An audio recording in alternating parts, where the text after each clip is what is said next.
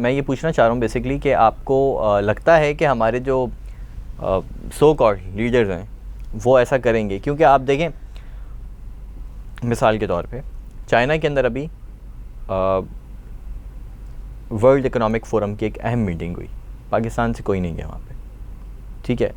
Priorities नज़र आती हैं, ब्रिक्स है, पाकिस्तान ने एप्लीकेशन तक नहीं दी, ठीक है। G20 है, पाकिस्तान को कोई पूछता नहीं है।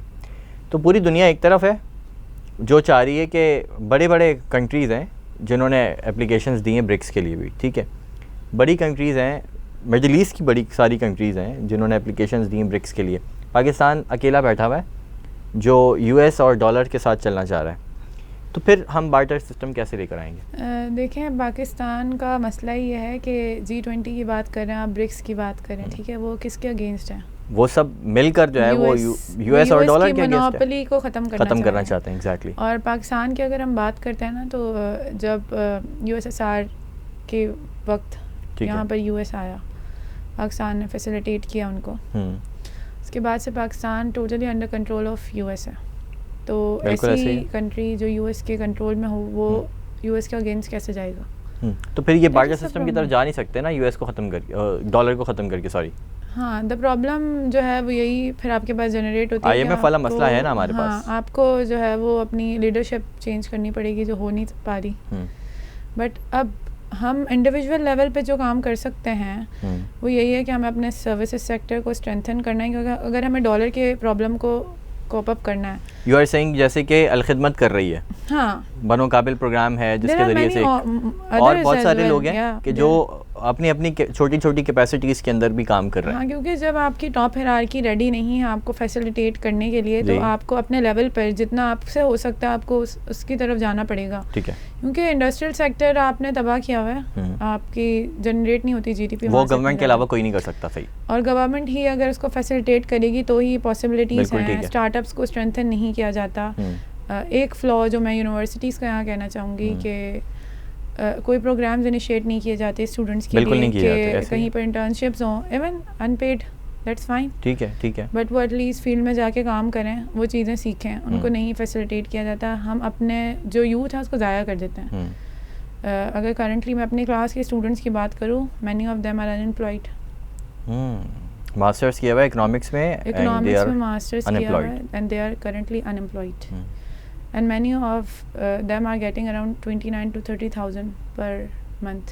Nothing. It's nothing. अगर हम गवर्नमेंट ऑफ पाकिस्तान की बात करें तो उन्होंने मिनिमम सैलरी जो रखी हुई है एम्प्लॉइज़ की, minimum of clerk and anyone, that is 32,000 till 35। और आपके प्राइवेट सेक्टर में आपके मास्टर्स किए हुए बच्चे जो हैं वो 29 to 30,000 के लिए वर्क कर रहे हैं इन दिस एरा, जहाँ पर इन्फ्लेशन रेट जो है it's around 28%। Right. How is it possible कि आप अपनी इकॉनमी को इस तरीके से रन कर सकते हैं? तो फिर अगर आपको बाहर अपॉर्चुनिटीज़ मिलेंगी, will for sure go for that. अगर आपको बाहर बेहतर लाइफस्टाइल मिल रहा है, बाहर अगर आप टैक्स पे कर रहे हैं, वो आपके टैक्स से आपको ही फैसिलिटेट कर रहे हैं। बिल्कुल ठीक है। यहाँ पर अगर हम टैक्स पे कर रहे हैं, एक इंडिविजुअल सिटीज़न टैक्स पे कर रहा है ईमानदारी से, उसे फैसिलिटेट नहीं किया जा रहा कि इलेक्ट्रिक की कराची का मेन प्रॉब्लम मोनोपोली क्रिएट की हुई है गवर्नमेंट ने, जानबूझ के क्या और ऐसी कंपनीज नहीं है चाइना की या डिफरेंट कंट्रीज़ की जो यहाँ पर आके आने नहीं दिया जा रहा। Electricity is a consumer good. Consumer good तो आप एक बिस्किट भी खरीदते हैं उसके 10 ब्रांड्स होते हैं। बिल्कुल ठीक है। देयर आर मैनी जो आ सकते हैं, बेटर तरीके से आपको दे सकते हैं।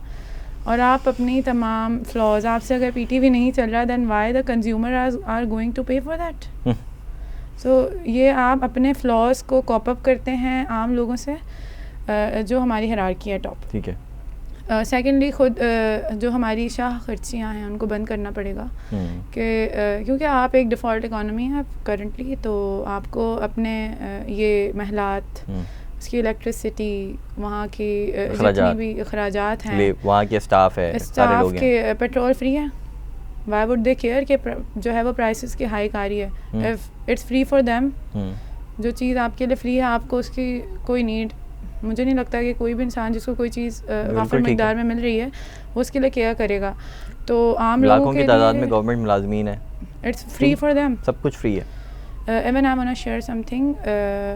जब मैं यूनिवर्सिटी गई तो एक हमारे वैन के अंकल थे, उन्होंने कहा he was a government employee, university के थे, कि यूनिवर्सिटी में लोग जो हैं एम्प्लॉइज़ लो लेवल पर जो हैं वो रात को गैस ऑफ नहीं करके सोते थे, थोड़ी सी ऑन होती थी ताकि वो जो है ना मैच टैक्स के जो कॉस्ट आ रही है उसको स्केप कर सकें। मतलब सारी रात आपकी एक पब्लिक यूनिवर्सिटी इतनी बड़ी, उसमें एक छोटे लेवल के एम्प्लॉइज़ गैस नहीं ऑफ करते, एक तो वो ऑलरेडी डेंजरस है, सेकेंडली आप सिर्फ एक मैच बॉक्स या लाइटर की कॉस्ट को स्केप करने के लिए आप अपने रिसोर्सेज को ज़ाया करें।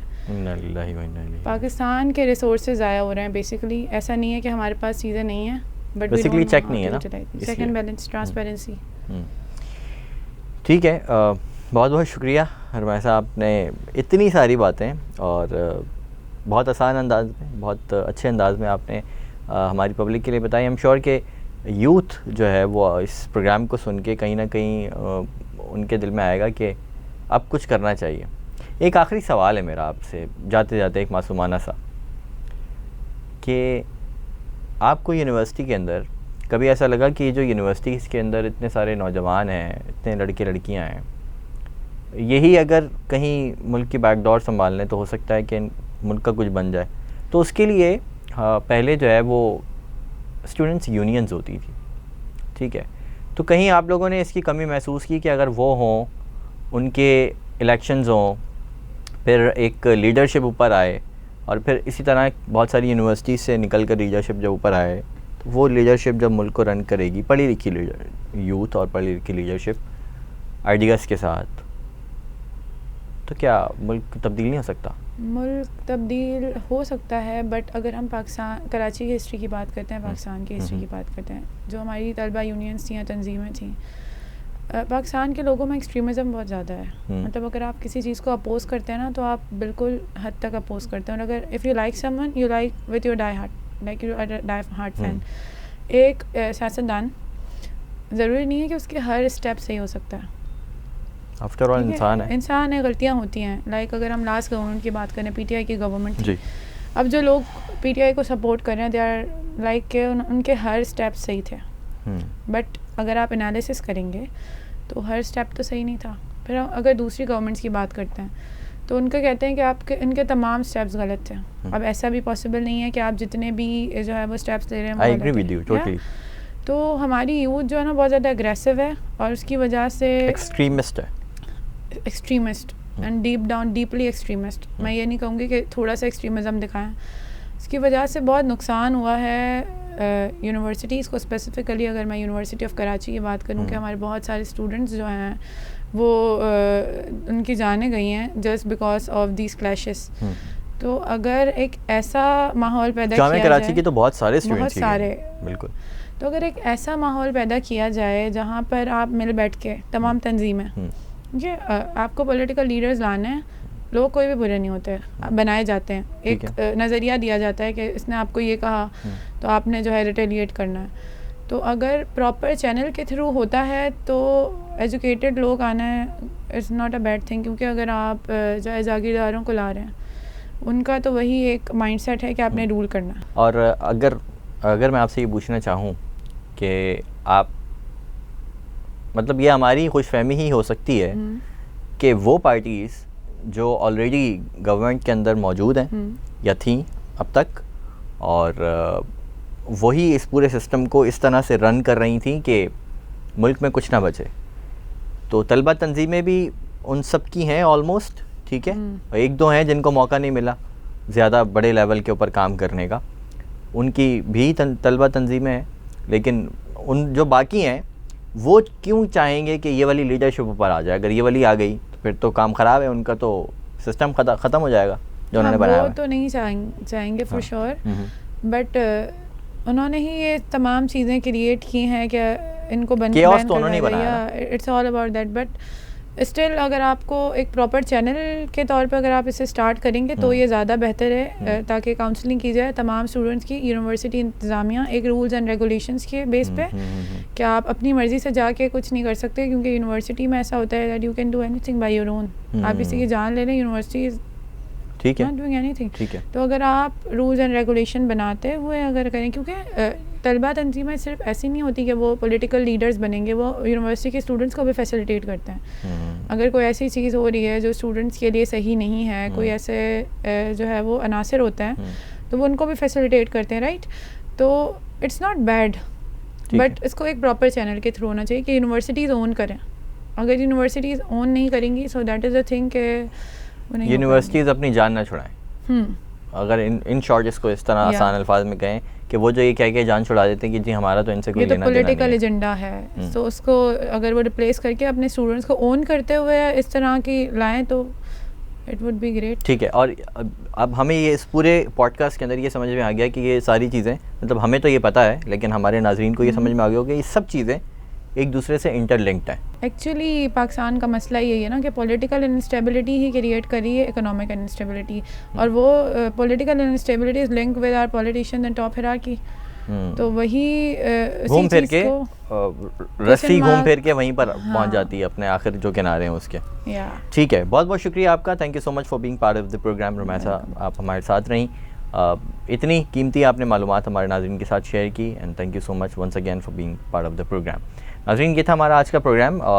बहुत सारी चीज़ें इसके अंदर अभी भी बाकी हैं, लेकिन हमारा प्रोग्राम ये पॉडकास्ट बहुत लंबी हो गई है, तो चूँकि हमने बहुत सारे टॉपिक्स कवर करने थे इसीलिए इसको थोड़ा सा हमने तवालत का शिकार भी किया है। आई होप आपको पसंद आया होगा, और जो भी चीज़ें इसकी आपको थोड़ी बहुत पसंद आई हैं तो प्लीज़ डू शेयर। और हम ये चाहते हैं कि ये जो अवेयरनेस है ये और लोगों तक फैले। जब ये और लोगों तक फैलेगी और लोग इस अवेयरनेस के अपने दिमाग तक पहुंचने के बाद सोचने पर मजबूर होंगे, तो हमारा जो मेन मकसद है ना वो ये है कि आप सोचें। जब आप सोचेंगे, जब इंसान सोचता है तो फिर वो कुछ करने के काबिल बनता है। जब वो कुछ करने के काबिल बन जाता है तो फिर वो अपने आप को तैयार कर लेता है रेजिस्ट करने के लिए। तो अगर अब ये सब कुछ आपको समझ में आ गया है, सब कुछ इंटरकनेक्टेड है, इंटरलिंक्ड है, ठीक है, तो ये पॉलिटिकल इंस्टेबिलिटी जो मुल्क के अंदर इस वक्त मौजूद है, काफ़ी सालों से मौजूद है और आज भी मौजूद है, और लगता है ऐसे है अगर यही सब कुछ चलता रहा, आवाम इसी तरह बेखबर रही, आप मैं इसी तरह बेखबर रहे, तो शायद आगे भी यही चलता रहेगा, अल्लाह ना करे। तो हम चाहते हैं कि आप सोचें, आप समझें, आप दूसरों को भी समझाने की कोशिश करें, और फिर जब सब समझ लेंगे तो इंशाअल्लाह ताला हम इस पॉलिटिकल इंस्टेबिलिटी के ख़िलाफ़ रेजिस्ट करेंगे। ये जो सिस्टम इन्होंने बनाया है अपने मकसद और अपने मकासद को पूरा करने के लिए, अपने अकाउंट्स भरने के लिए, अपनी फैमिलीज़ को बेनिफिट करने के लिए, इस सिस्टम को चैलेंज करें और सब मिलकर एक बड़ी रेजिस्टेंस मूवमेंट क्रिएट करें। अपना बहुत ज़्यादा ख्याल रखिएगा। This was Mohammad Saad signing off. आपसे मुलाकात होती है अगले एपिसोड में। अल्लाह हाफ़िज़।